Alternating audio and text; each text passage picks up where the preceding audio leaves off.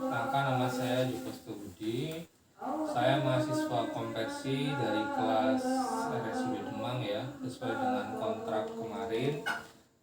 Kita pagi ini akan bertemu. Di sini saya akan memberikan penyuluhan tentang hiperbilirubin. Gimana Ibu, bersedia? Iya. Ibu sudah mengerti apa sih hiperbilirubin yang diderita anak Ibu? Setahu saya hiperbilirubin itu cuma kuning. Baik. Di sini saya akan menjelaskan tentang apa hiperbilirubin itu ya Bu ya.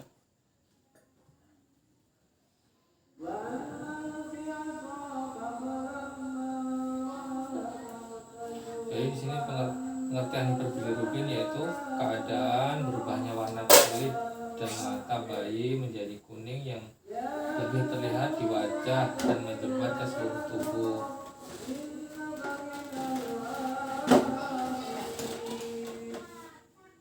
Di sini bayi bisa menjadi kuning disebabkan karena adanya bilirubin yang berlebih. Bilirubin ini akan keluar melalui kandung empedu, kemudian memasuki saluran cerna dan dikeluarkan dari tubuh melalui feses dan urin.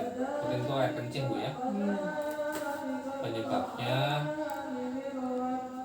Penyebab bayi bilirubin yang terjadi pada anak ibu yaitu satu, yang pertama pembentukan bilirubin meningkat, yang kedua fungsi hati belum sempurna, yang ketiga terdapat gangguan pada hati.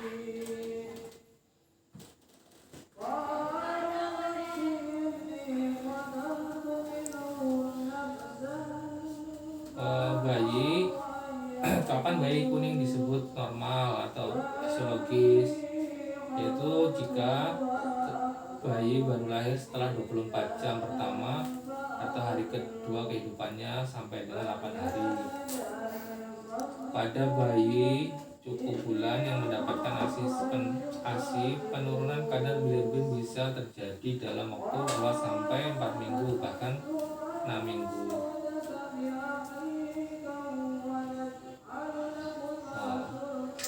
Terus bayi dikatakan hiperbilirubin atau minimal 3 kali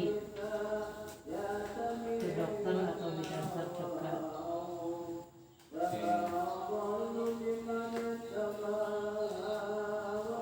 Jadi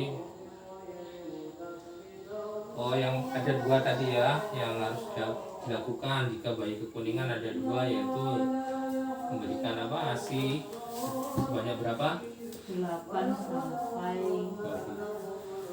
paling sedikit 8 sampai 12 kali per hari.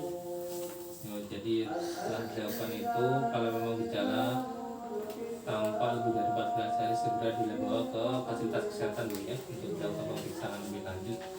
Oke, saya rasa cukup. Terima kasih atas waktunya Ibu. Semoga apa yang saya sampaikan bermanfaat ya Ibu ya. Oke, saya akhiri. Wassalamualaikum warahmatullahi wabarakatuh. Pertama, berikan ASI kepada bayi paling sedikit 8 sampai 12 kali per hari. Jadi dengan frekuensi yang sering itu dapat mengurangi kuning pada bayi ya. Yang kedua, bila gejala masih tampak lebih dari 14 hari, segera periksakan ke dokter atau tenaga medis terdekat ya. Pengobatannya itu dapat dilakukan dengan terapi sinar jika di rumah sakit. Yang kedua bisa transfusi tukar. Sudah saya terus di sini pencegahannya supaya bayi itu tidak kekuningan. Yang pertama yaitu pemeriksaan kesehatan secara rutin dan teratur ya. Jadi ketika proses kehamilan harus dilakukan pemeriksaan yang rutin.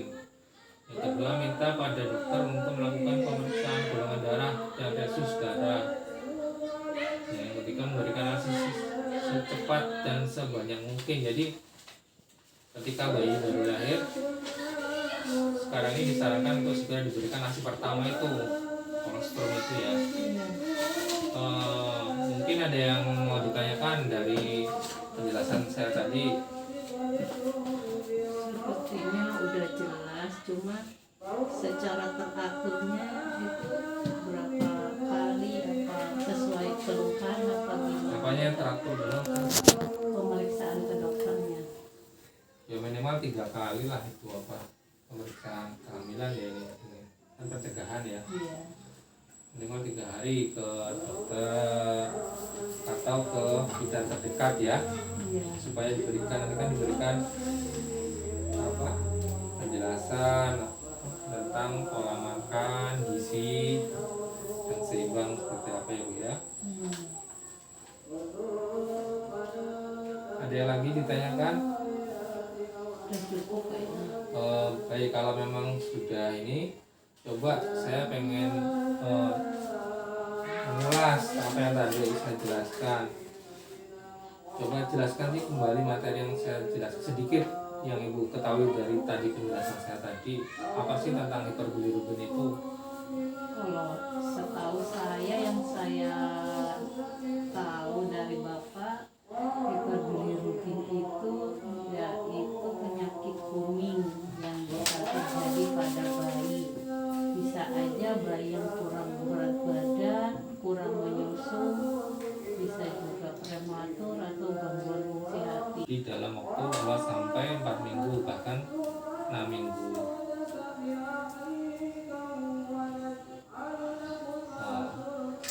Terus bayi dikatakan hiperbilirubin atau tidak normal ini terjadi sebelum bayi berumur 24 jam, jadi sebelum 1 hari setelah lahir. Penetapan setelah 8 hari menetap, jadi setelah dari 1 hari, sebelum 1 hari menetap sampai 8 hari bayi cukup bulan, atau setelah 14 hari pada bayi yang kurang bulan atau prematur Bu ya. Jadi apa di sini terjadi hiperbilirubin atau kepindahan pada bayi ini terdapat beberapa sebab. Yang pertama yaitu kuning fisiologis karena proses normal ya. Yang kedua, ketidakcocokan golongan darah antara ibu dan bayi. Jadi golongan darah antara ibu dan bayi itu nggak sama, jadi bisa terjadi kemungkinan hiperbilirubin.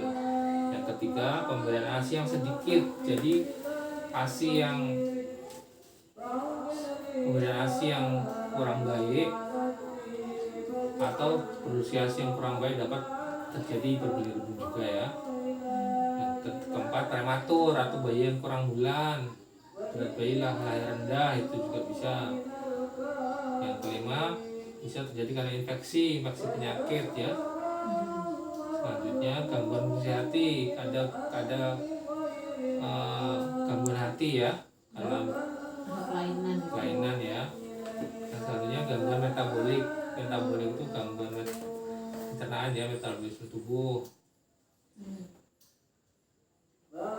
Di sini ada gejala-gejala bayi kuning, yaitu yang pertama, kulitnya kuning, matanya kuning, bayi kurang aktif, malas menyusui ya. Ini malas menyusui ya.